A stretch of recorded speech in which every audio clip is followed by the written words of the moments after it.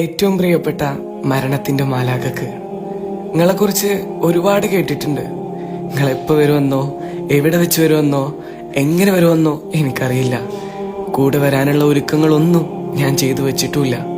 ചെയ്തു കൂട്ടുന്നത് അത്രയും തിന്മകളാണ്. എന്നാലും വരുമ്പോൾ നല്ല സ്ഥലത്തായിരിക്കുമ്പോൾ നല്ല സമയത്ത് ഒരു നല്ല സുഹൃത്തായി നിങ്ങൾ വരണം.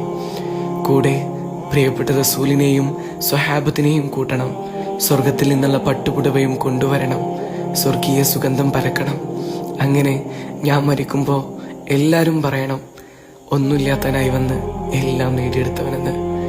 വഫാത്ത് സമയത്ത് എൻ്റെ റസൂലിന് പോലും ഒരുപാട് വേദനിച്ചിട്ടുണ്ട്. അപ്പോൾ എൻ്റെ ആത്മാവിന് പിടിക്കുമ്പോഴുള്ള വേദന ആലോചിക്കുന്നതിലും അപ്പുറമാണ്.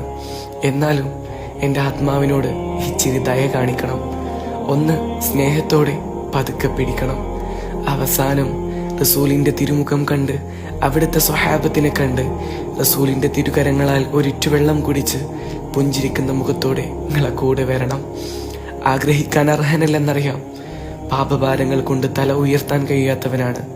എന്നാലും പ്രതീക്ഷയുണ്ട്. എൻ്റെ റബ്ബ് എന്നെ കൈവിടില്ല, എനിക്ക് പുറത്തു തരും. ഈ ഉള്ളവന്റെ അപേക്ഷ സ്വീകരിക്കുമെന്ന വിശ്വാസത്തോടെ ഒരു പാപിയായ പടപ്പ്.